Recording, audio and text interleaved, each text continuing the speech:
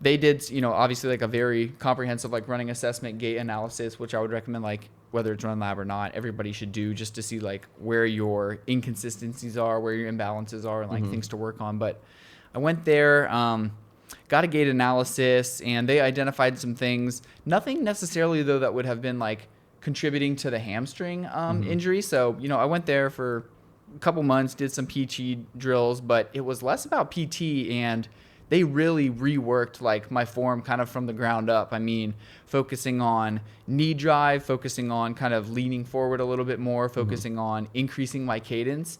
And after working with them for probably 1 or 2 months or so, like the hamstring pain just like went away. And so I wasn't doing any hamstring rehab. So like my mindset had shifted towards, for 2 years I have been like just targeting this hamstring, like get stronger, like to try to reduce this like hamstring pain I've been having. But literally reworking my running form, it pretty much eliminated like all of that pain. And so I was just like, damn, like I was doing the wrong things like this whole time, where I could have just focused on my running form. So, shout out to Run Lab for kind of helping me. I know a lot of other people, I know a few other people who have actually gone there with some positive results. But yeah, and I think in general, not only like has the hamstring thing kind of improved, but just like I credit that just reworking my running form to just getting better at running overall. I think in terms of like my efficiency and whatnot, like running is just like easier. So that was just a totally interesting experiment. And, I don't know about you, but like I had never really worked on my running form as a runner. I mean, even like in high school and college, like we would have drills and we would do certain things, but I never really did a comprehensive, like, let's fix or let's change your running form. Yeah. Because it's kind of one of those, if it's not broke, don't fix the thing. I mean, you don't want to change anybody's running form too much unless they're like a really, really bad runner, they're really inefficient, or you identify something that's like, oh, you keep getting injured because you like run like this. We need to change that. I mean, I had a pretty decent running form, so I thought, but like just like these small tweaks and just practicing these different cues every week, eventually patterns just kind of get ingrained in your mind, and like I'm a totally different runner in the way I run now, and I think it's all for the better. So it was a totally interesting experience to kind of cure an injury, not through strengthening, but just through like changing the way that I run. Yeah, you change your form to the degree where now whatever load was getting placed on that hamstring gets reduced. So it's progress by elimination more than it is by adding. So that's interesting. Yeah, running's a goofy sport because it's like one of those things where we just assume we all know how to do it. And I think that's kind of the understanding a lot of times. And if you're doing other sports too, like non-running, if it's not like cross country or track, you're going to still do a lot of running, like if you're soccer, if you're football, or any of these basketball, any of these other sports. But they're not going to teach you running form for that. They're going to teach you the drills for the sport. They're going to teach you technique for the sport. But like if you just go out for a run after that, you might just have a really, really wild form and never know it. And a lot of people start running is like probably one of the most participated in sports like worldwide, just because it's like people play sports, up until their 20s, and then you graduate college, and it's like, well, unless you're doing rec sports, like a lot of people just run, but nobody's ever been taught to run. You just run, you start running, you walk faster, and then you start moving your arms and like you run, but nobody like learns how to run. So it's like we need we need like a nationwide like program to teach people how to running run. Form technique.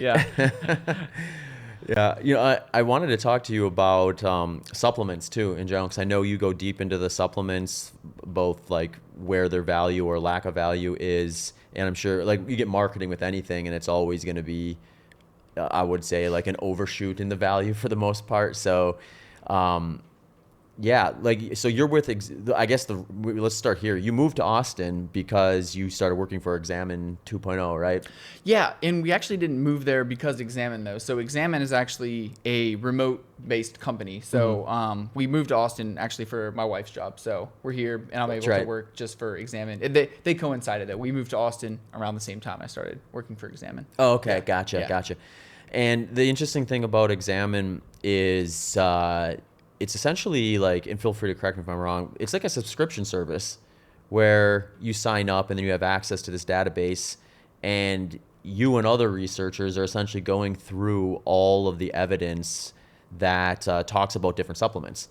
And then I've got the lifetime membership, so like awesome. I go on there from time to time when I see something like, it's like anything you see, like this is the next great thing.